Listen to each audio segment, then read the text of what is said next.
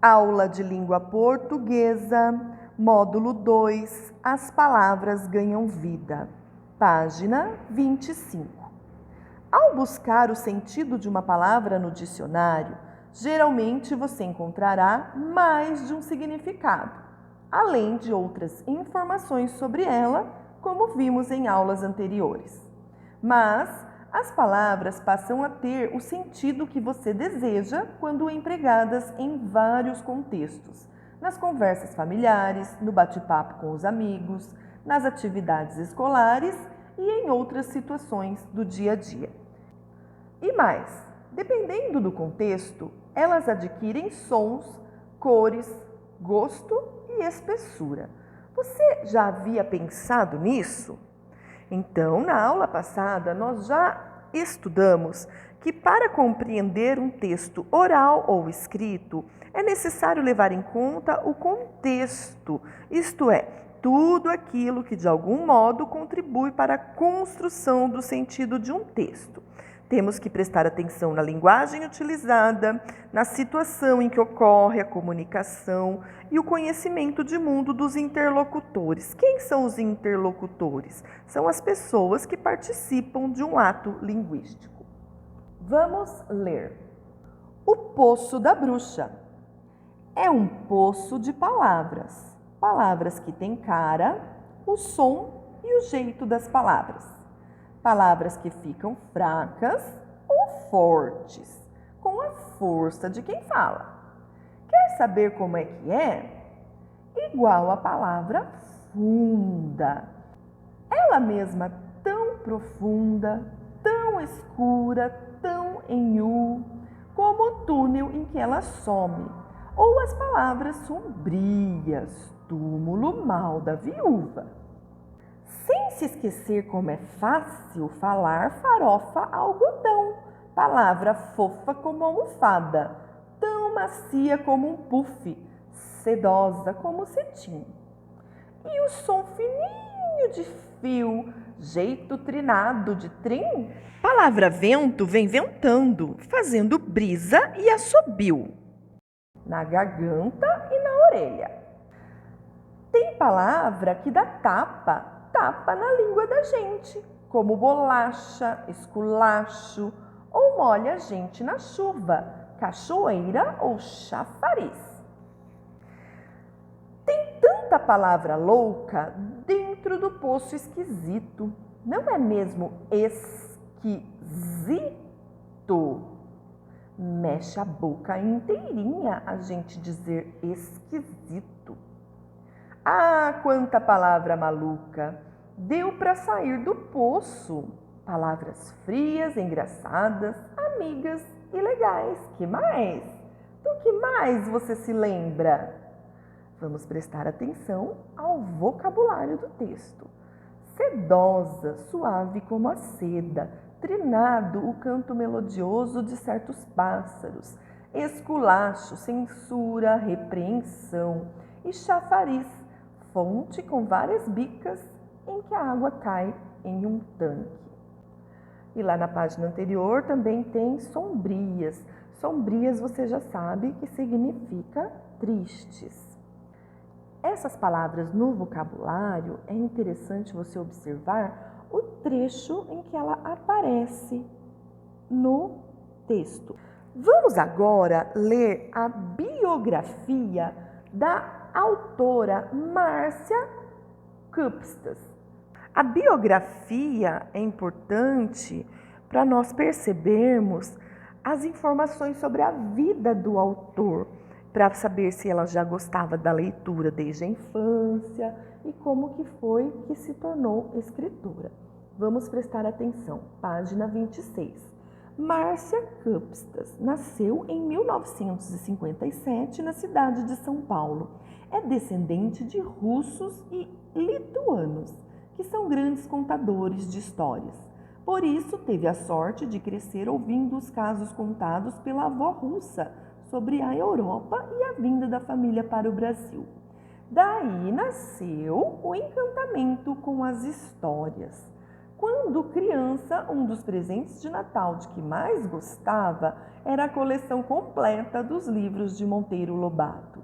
Sua primeira obra tem o título Crescer é Perigoso.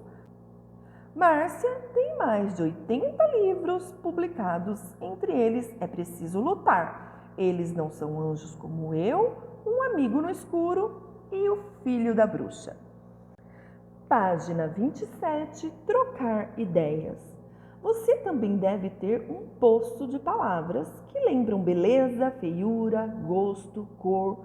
Qual é a palavra que você considera mais bonita e a mais gostosa? Por quê?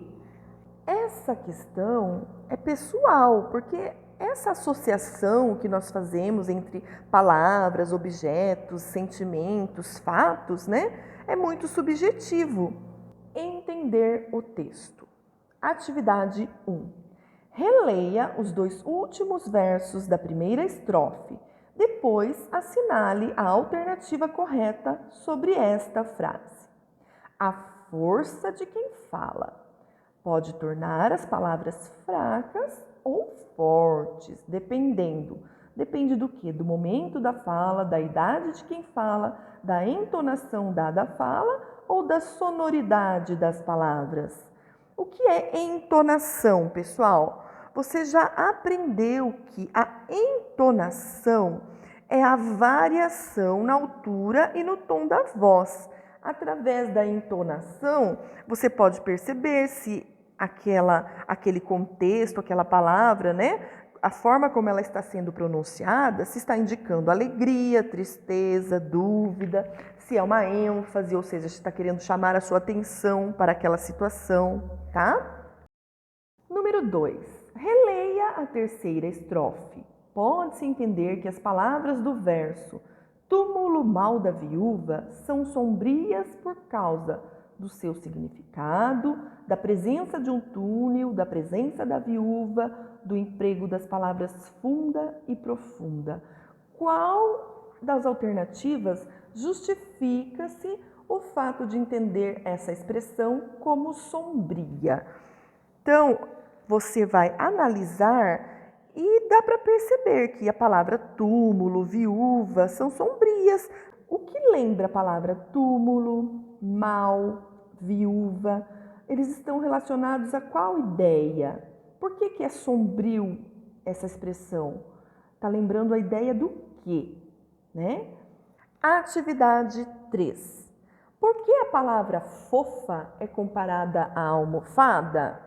E número 4, nos versos.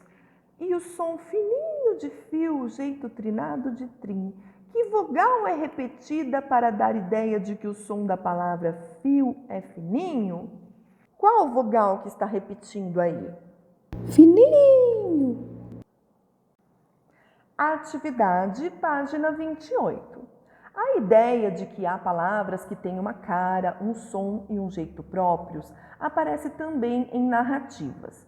O trecho que você vai conhecer é um exemplo disso. Nele, o narrador conta como era uma das aulas de Dona Celinha, uma professora que gostava de conversar com seus alunos sobre as palavras e suas características.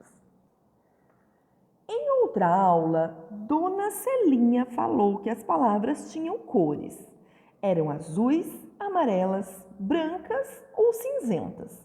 Deu exemplo com a palavra amarelo, que para ela era igual inteligência, ouro, brilho, calor, simpatia, sucesso e tantas coisas mais.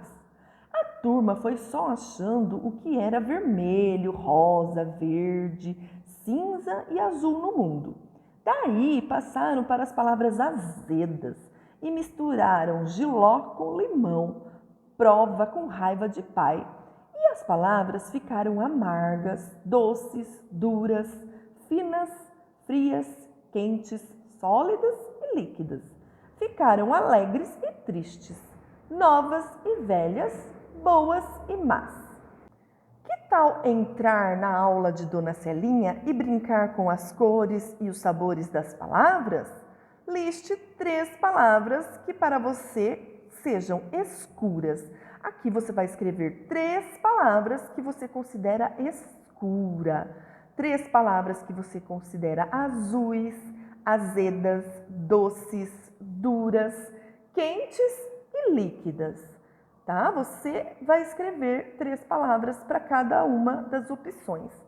Isso aqui também é muito pessoal, mas lembrando sempre que a palavra deve ter uma relação, algo que justifique a sua escolha. Espero que você tenha gostado da aula, acompanhe a correção, estamos à disposição no WhatsApp. Até mais!